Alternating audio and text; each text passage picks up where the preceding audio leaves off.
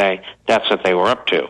And that's where I believe we need tariffs on goods and services like we used to have in order to set a level playing field if they want to do business in the United States.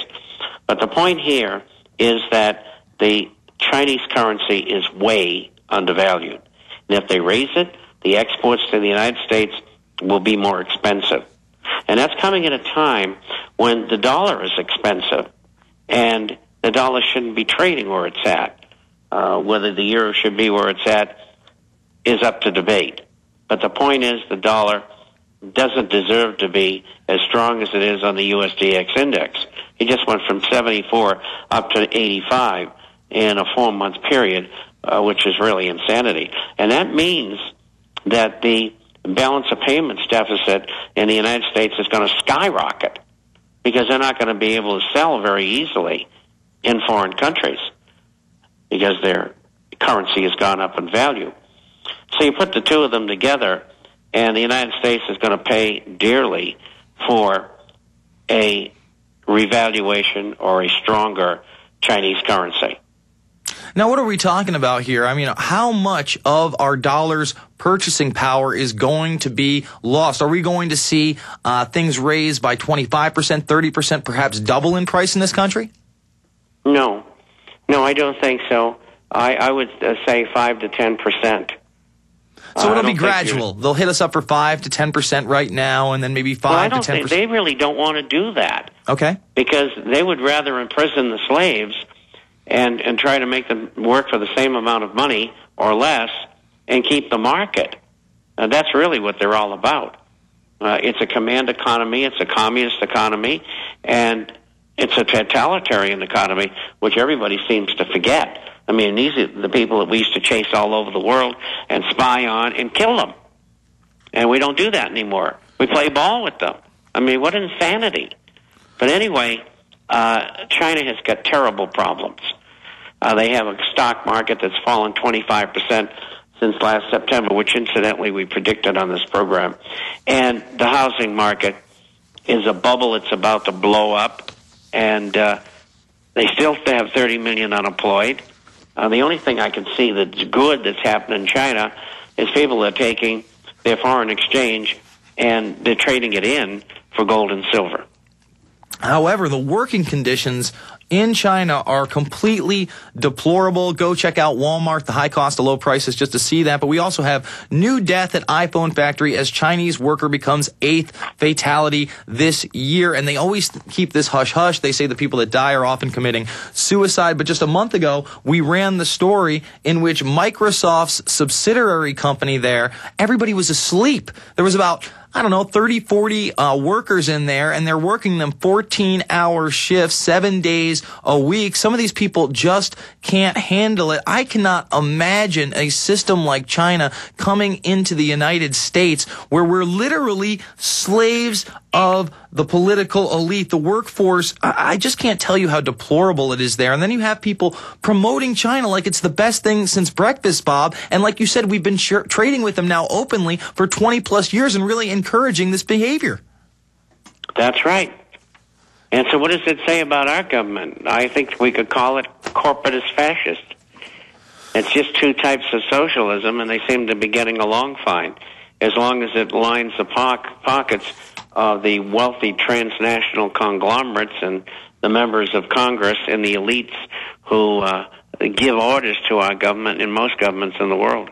Yeah, and I briefly cover this in my latest film, Invisible Empire, A New World Order Defined, when I'm going over the Bush senior era of a quote-unquote New World Order. We go to a Senate hearing where Joe Biden, Chris Dodd, and others are asking James Baker about China and its role in what? Oh, the New World Order, because that's what George Bush was talking about. He was talking about China's role in the New World Order, and James Baker says, look, this is a nation we're going to have to work with because of their size and because of their economy. We just don't have a choice. We're going to go to some calls for Bob Chapman of the internationalforecaster.com right now. Ron in Illinois. Ron, you're on the line.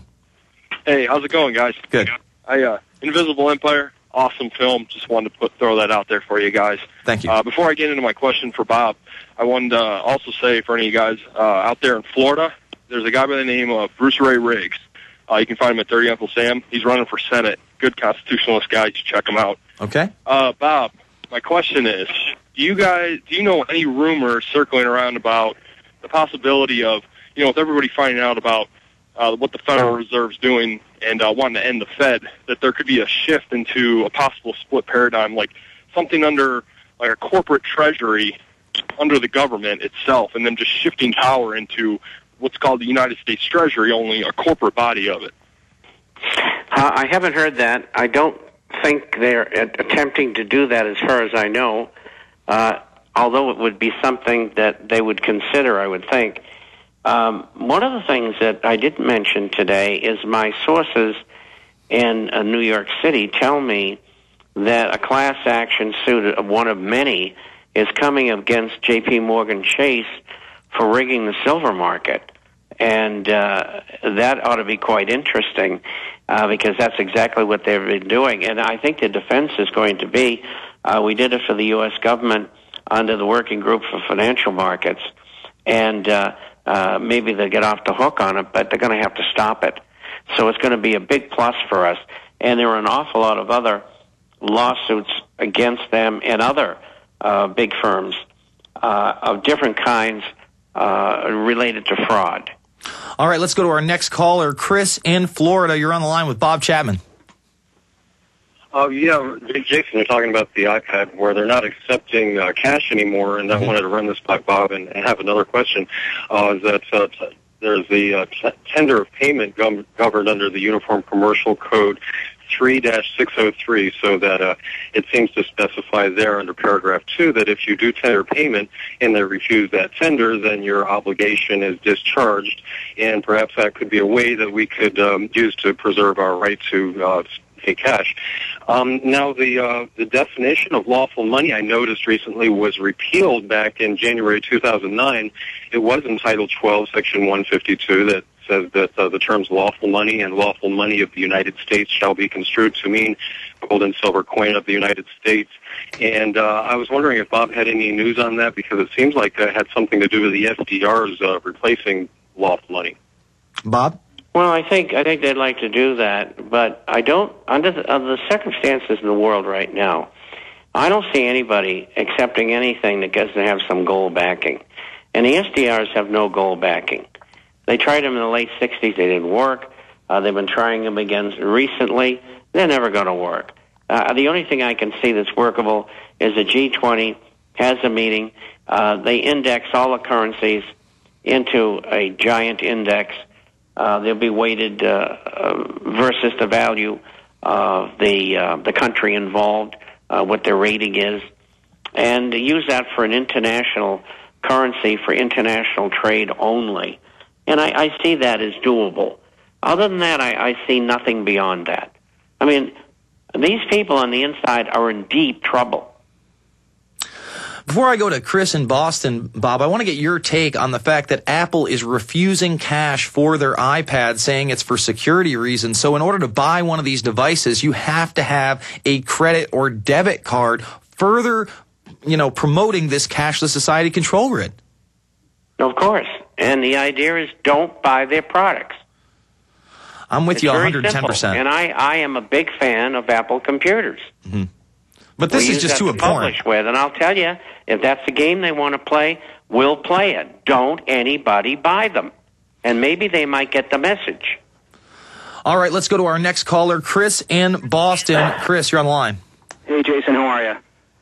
What's up? And by the way, folks, I just got this handed to me by Rob Dew. Believe it or not, Apple changes its tune. It will now accept cash for the iPad at the Apple Store. So I guess the uprising of the past 2 or 3 days of us reporting on this has now caused really an incitement. And yes, now they are going to take cash. And that's the kind of thing we have to do. We have to force these people to take cash when they say no, because when they can turn down a legal tender, they can do just about anything they want. Go ahead, Chris. How you doing, Jason? First of all, thank you to you and Alex for all you guys do, and all your movies, everything you guys are doing are great. Oh, thank you. Bob, how you doing? This is Chris. I was on the Ralph Evans show with you from Boston a couple weeks ago. Well, no, it's Watertown, isn't it?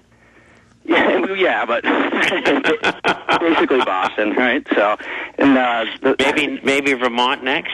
Yeah, exactly. Too bad for our Bruins, but who cares about sports anyway? Yeah.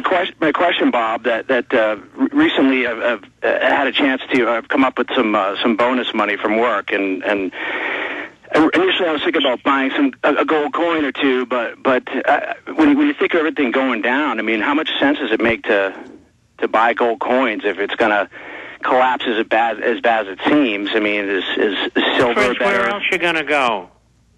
Say that again.